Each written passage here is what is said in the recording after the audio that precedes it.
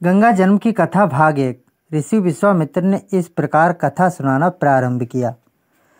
पर्वतराज हिमालय की अत्यंत रूपवती, लवणमयी एवं सर्वगुण संपन्न 2 कन्याएं थीं।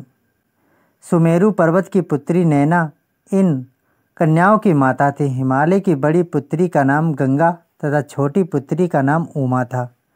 गंगा अत्यंत प्रभावशाली और असाधारण देवी गुणों से संपन्न थी। वह किसी बंधन को स्वीकार न कर मनमाने मार्गों का अनुसरण करती थी।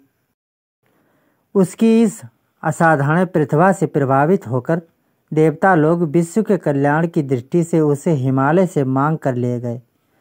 पर्वतराज की दूसरी कन्या उमा बड़ी तपस्विनी थी। उसने कठोर एवं असाधारण तपस्या करके महादेव जी को वर के रूप में प्राप्त किया। विश्वामित्र के इतना कहने पर राम ने कहा, हे भगवान, जब गंगा को देवता लोग सुरलोक ले गए तो वे पृथ्वी पर कैसे अवतरित हुईं और गंगा को त्रिपथगा क्यों कहते हैं? इस पर ऋषि विश्वामित्र ने बताया, महादेव जी का विवाह तो उमा के साथ हो गया था, किंतु 100 वर्ष तक भी उनके किसी संतान की उत्पत्ति नहीं हुई। एक बार महादेव जी के मन में संतान उत्पन्न करने का विचार आया। जब उनके इस विचार की सूचना ब्रह्मा जी सहित देवताओं को मिली तो वे विचार करने लगे कि शिव जी के संतान के तेज को कौन संभाल सकेगा। उन्होंने अपनी इस शंका को शिव जी के सम्मुख प्रस्तुत किया।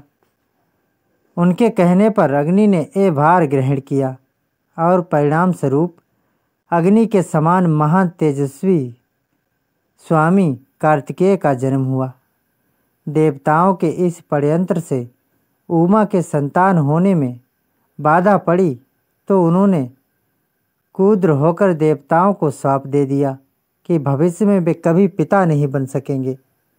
इस बीच सुरलोक में विचरण करती हुई गंगा से उमा की भेंट हुई। गंगा ने उमा से कहा कि मुझे सुरलोक में विचरण करते हुए बहुत दिन हो गए हैं। मेरी इच्छा है कि मैं अपनी मातृभूमि पृथ्वी पर प्रवेशन करूं। उमा ने गंगा आश्वासन दिया कि वे उसके लिए कोई प्रबंध करने का प्रयत्न करेंगी। वत्स राम, तुम्हारी ही अयोध्यापुरी में सागर नाम के एक राजा थे। उनके कोई पुत्र नहीं था। सागर की पटरानी केसनी विदर्भ प्रांत के राजा की पुत्री थी। केसनी सुंदर, धर्मात्मा और सत्यपरायण थी। सागर की दूसरी रानी का नाम सुमति थी, जो राजा अरिष्टनेमि की कन्या थी। दोनों रानियों को लेकर महाराज सगर हिमालय के भृगप्रसण नामक प्रांत में जाकर पुत्र प्राप्ति के लिए तपस्या करने लगे। उनकी तपस्या से प्रसन्न होकर महर्षि भृगु ने उन्हें वर दिया कि तुम्हें बहुत से पुत्रों की प्राप्ति होगी। दोनों रानियों में से एक का केवल एक ही पुत्र होगा, जो कि वंश को बढ़ाएगा, और दूसरी के 60,000 पुत्र होंगे। कौन सी रानी कितने पुत्र चाहती है, उसका निर्णय वे स्वयं आपस में मिलकर कर लें।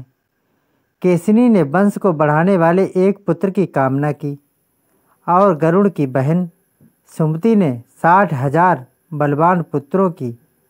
उचित समय पर रानी केसनी ने असमंजस नामक पुत्र को जन्म दिया।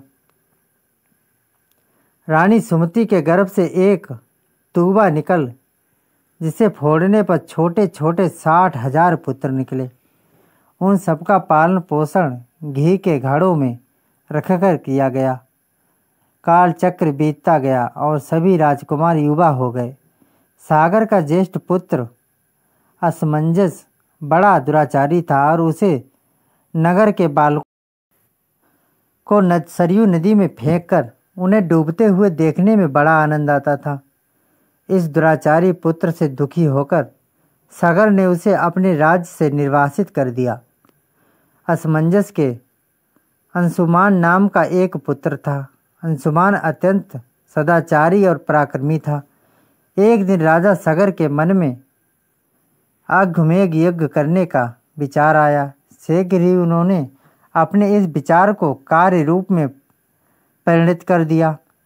राम ने ऋषि विश्वामित्र से कहा, गुरुदेव, मेरी रुचि अपने पूर्वज सगर की यज्ञ कथा को विस्तार पूर्वक सुनने में है, अतः कृपया करके इस वृत्तांत को पूरा सुनाइए। राम के इस तरह कहने पर ऋषि विश्वामित्र प्रसन्न होकर कहने लगे, राजा, सगर ने हिमालय एवं विंध्याचल के बीच की हरी भरी भूमि पर एक विशाल यज्ञ मंडल का निर्माण करवाया। फिर अश्वमेघ यज्ञ के लिए स्वयं कर्ण घोड़ा छोड़कर उसकी रक्षा के लिए पराक्रमी अश्वमान को सेना के साथ उसके पीछे पीछे भेज दिया। यज्ञ की संभावित सफलता के परिणाम की आशंका से भयभीत होकर इंद्र ने एक राक्षस का रूप धारण करके उस घोड़े को चुरा लिया। घोड़े की चोरी की सूचना पाकर सगर ने अपने 60,000 पुत्रों को आदेश दिया कि घोड़ा चुराने वालों को पकड़कर या मारकर घोड़ा वापस लाओ। पूरी पृथ्वी में खोजने पर भी जब घोड़ा नहीं मिला तो इस आशंका से कि किसी ने घोड़े को तहखाने में ना छुपा रखा हो, सगर के पुत्रों ने संपूर्ण पृथ्वी को खोदना आरंभ कर दिया। उनके इस कार्य से असंख्य भूमि तल निवासी प्राणी मारे गए। खोदते खोदते वे पाताल तक जा पहुँचे। उनके इस नृशंस कृत्य की देवताओं ने ब्रह्मा जी से शिकायत की तो ब्रह्मा जी ने कहा कि ये राजकुमार क्रोध एवं मंद में अंधे होकर ऐसा कर रहे हैं। पृथ्वी की रक्षा का दायित्व कपिल पर है, इसलिए वे इस विषय में कुछ न कुछ अवश्य करेंगे। पूरी पृथ्वी को खोदने के बाद भी जब घोड़ा और उसको चुराने वाला चोर नहीं मिला तो निराश होकर राजकुमारों ने इसकी सूचना अपने पिता को दी। रुष्ट होकर सगर ने आदेश दिया कि घोड़े को पाताल में जाकर ढूंढो। पाताल में घोड़े को खोजते खोजते वे सनातन वसुदेव कपिल के आश्रम में पहुंच गए। उन्होंने देखा कपिल देव आंखें बंद किए बैठे हैं और उन्हीं के पास यज्ञ का वह घोड़ा बंधा हुआ है। उन्होंने कपिल मुनि को घोड़े का चोर समझकर उनके लिए अनेक दुर्वचन कहे और उन्हें मारने के लिए दौड़े। सगर के इन कुकृत्यों से कपिल मुनि की समाधि भंग हो गई। उन्होंने क्रुद्ध होकर सगर के उन सब पुत्रों को भस्म कर दिया।